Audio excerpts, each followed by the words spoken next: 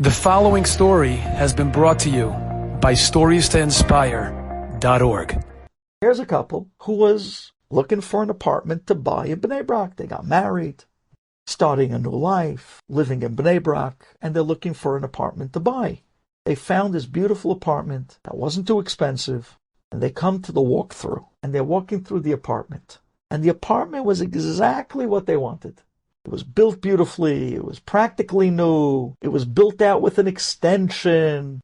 It was in a great part of Bnei Brak, very central. That was all the ma'alot that they wanted. And the price was good. So they were excited. But within their excitement, the door to the apartment opens, and in walks a lady, yelling and screaming.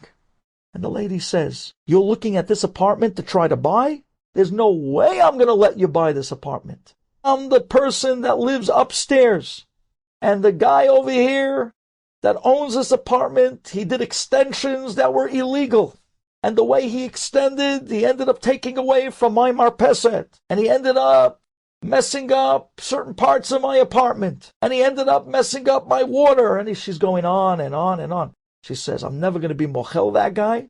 And I'm not going to let you buy the apartment either. Because if you buy the apartment, he, owner of the apartment, is going to get away with what he did to me. And I will not let that happen." This couple was shaking like, wait.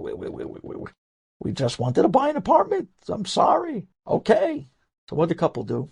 The couple went out to Rabbi Karelitz, and they said, "Listen, we want to buy the apartment, but there's this lady that really yelled and screamed her head off, and that she said not only the balabayit, but she'll take us to Bedin if we buy the apartment.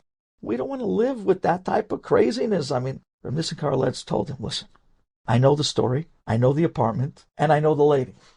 And he says, "I was part of the Bedin that sat in that court case, and we judged unanimously that the balabayit, everything he did was according to halacha, was according to chok. He did nothing wrong. This lady, she's not exactly in the right. We paskined against her. Apartment is 100% fine. You are allowed to buy the apartment 100%. So, okay. That's what the rabbi said. That's what the rabbi paskined. So sure enough, they call back the mitavech, and they tell the real estate agent, "Draw up a contract. We're ready to buy." And they buy the apartment. So now, when you move into a new apartment, although obviously the lady upstairs you're not going to get along with, they never do, but you know what? You want to get along with everybody else. And you want to get into the neighborhood, and you want to start making friends, and you want to get a little bit of a social scene going on. So it was a bar mitzvah that one of the people in the building were making the week after that. And they invited the new couple. And the new couple felt if they go to the bar mitzvah, they'll meet the people in the building, they'll meet people in the neighborhood, and they'll start to get to know each other as the new people in the building. So they go to the bar mitzvah.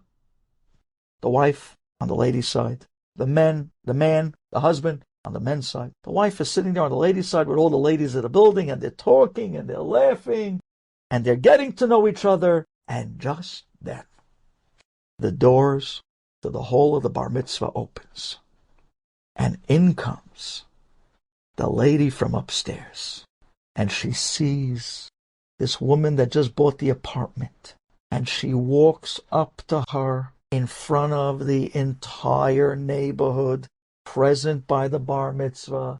V'tipol alehem emata v'fahad faham. She opens her mouth and starts yelling and screaming, "I told you not to buy the apartment. I'm going to make your life miserable. I'm going to take you to court. I'm going to take you to another bedin. You're just as big of a crook as the balabayit.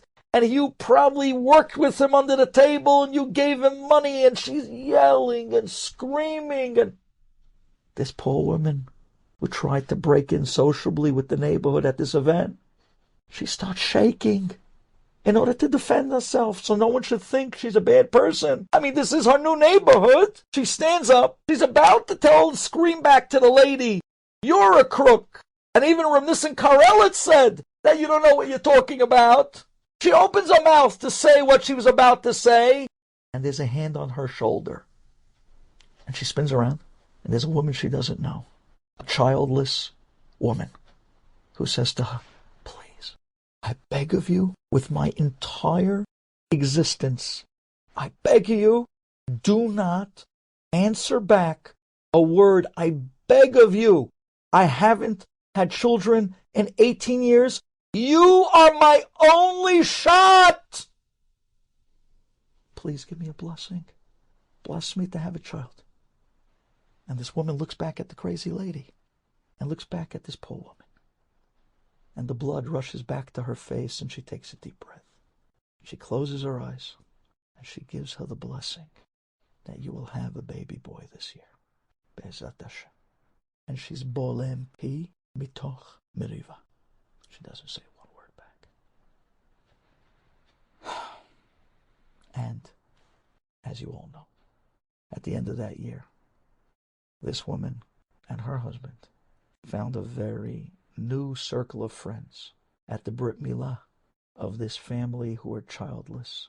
This couple that was childless for 18 years. Invited to the Brit Milah of this little baby boy after 18 years. Every doctor, every segula, you name it, they did it. Nothing. But bolem pi mitoch meriva, says Reb Chaim Kanievsky. That's without a question. That's the greatest tikkun of man. Enjoyed this story? Come again. Bring a friend. StoriesToInspire.org